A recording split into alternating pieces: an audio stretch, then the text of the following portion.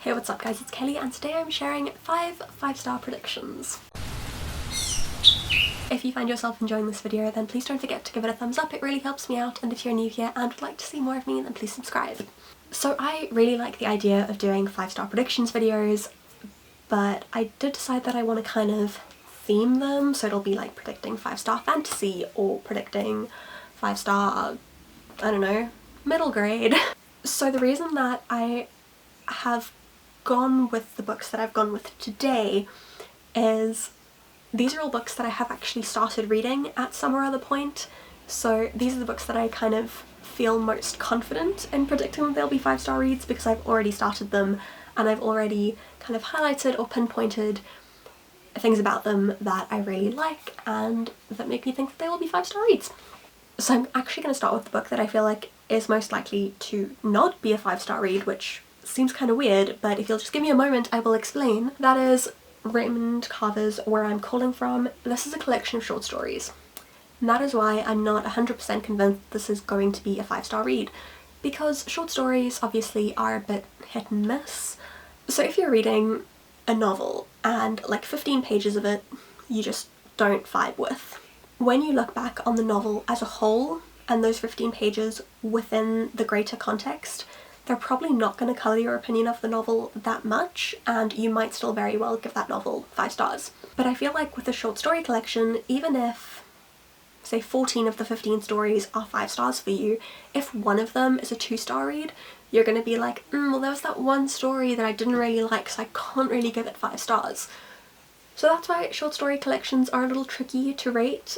I think what I'm actually going to do is not rate this like in its entirety. I think as I read each short story I'm going to give that its own rating and then average it out at the end. So for context as to when and why I started this was a book that I had to get for university, I think in second year. I don't remember what course it was for, honestly. I don't remember like any of my courses except for postmodernism. I remember who my lecturer was for this, I just don't remember what she was teaching me. I think it was narrative fiction. I think this was for my narrative fiction class. Anyway, I digress. So we had to read a couple of short stories out of here, and all of the ones that I read I really enjoyed. From what I remember, or from what I read, his work is quite slice of lifey and quite character focused. So it'll just be like 2 characters and an incident, and it'll be them like in this moment or them in these couple of moments, and there isn't really a whole lot of resolution. It's more just about these characters and the journey that they go on within that moment, and then you're out of their life again, which I always really enjoy. So I'm expecting to really enjoy the short story collection. His work is quite melancholy, so I don't think I should read this as a whole. I think I should read individual stories in between other things so I don't finish it and get filled with ennui. I do think I'm going to really enjoy this, and I think I will, if not 5 stars, I think it'll be a very, very high 4-star read for me.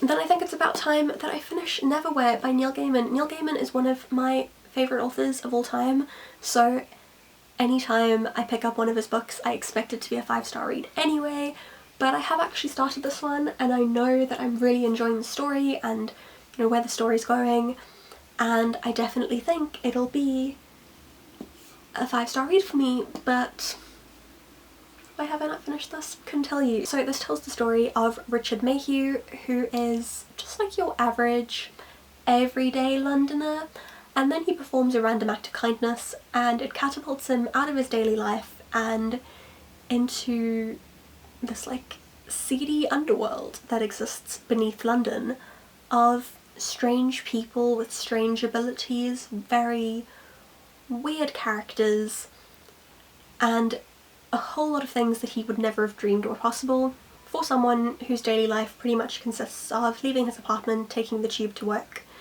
taking the tube home from work, and then going inside and like watching TV and eating dinner. Neverwhere is a very dangerous place to be. Luckily he has a motley crew of people surrounding him, keeping him safe, often to their detriment. As with all Neil Gaiman books, this just has phenomenal writing, exquisite humour, colourful quirky characters, and gives you a different perspective on a place that you always thought you knew. Another book that it's frankly just ridiculous that I haven't finished yet is Extremely Loud and Incredibly Close by Jonathan Safran Foer.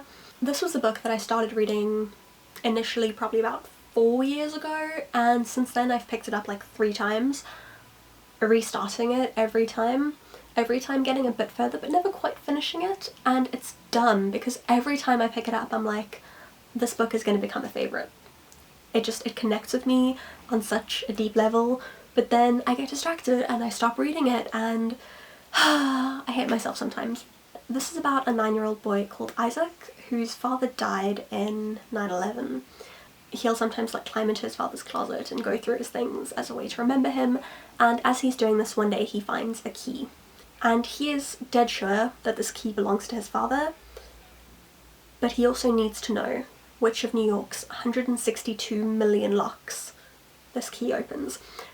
Admittedly, that number seems small to me. Like, when you think of how many people there are living in New York, that's locks on like all of their houses, locks within their houses, that's cars, that's like public spaces. I don't know, 162 million just doesn't seem like that many locks to me. A lot of people have slated this book as being incredibly pretentious, and yes it is. Oscar is the most pretentious little bean I think I've ever come across, and I've read The Catcher in the Rye.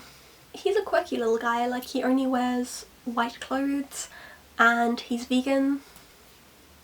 He's just really sweet and soft and I really love him, and he goes on this adventure and discovers all of these things, starts uncovering a mystery that goes back like 50 years, but with everything he finds, he starts to feel further away from his father rather than feeling closer to his father. What I've read so far has been heartbreaking, and I suspect the rest of the book even more so, so I need to finally read this. I also love the format of this book. Oscar takes lots of photos, and I think he might collect photos as well, so there are like photographs scattered throughout.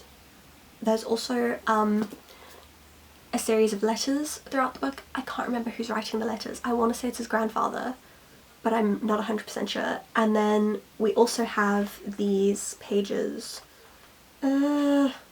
Obviously now I can't find an example of it. Oh, then there are pages like this, which just have a single line on them. This is another person's story who doesn't speak. They carry a notebook around with them, and in order to communicate, they'll write something on the notebook and then show it to someone.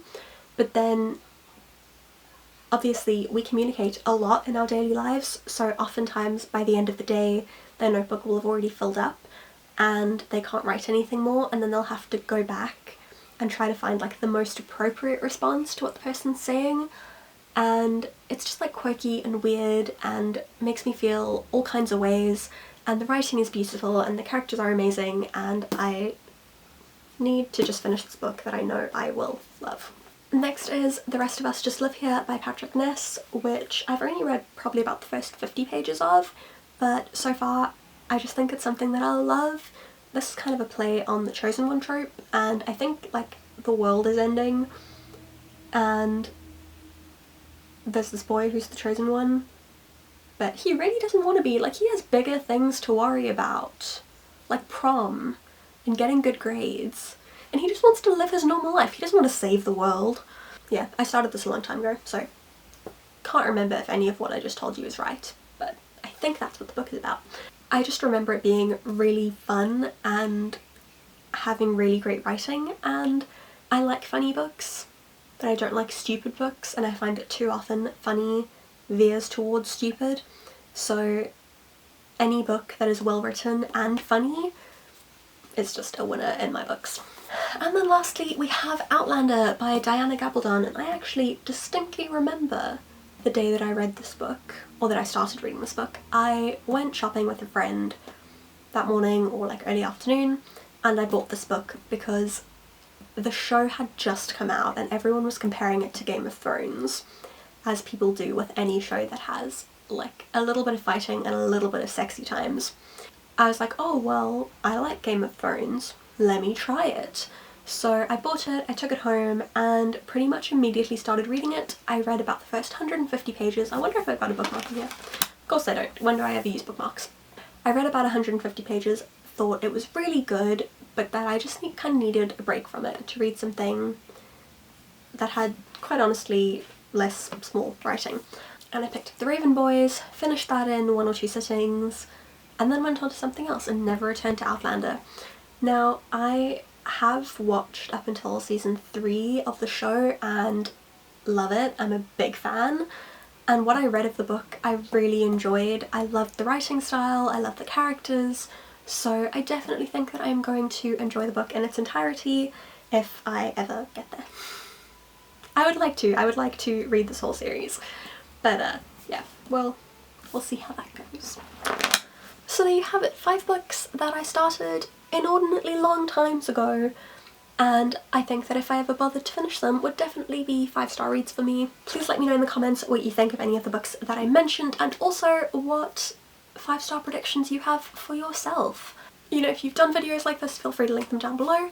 Thank you very much for watching. If you did enjoy this, then once again, please don't forget to give it a thumbs up and subscribe to my channel. You can find links to all of my social media in the description if you'd like to follow me on Facebook, Twitter, Instagram, or Goodreads. And I'll see you all again very soon. Bye! My life is grounded in a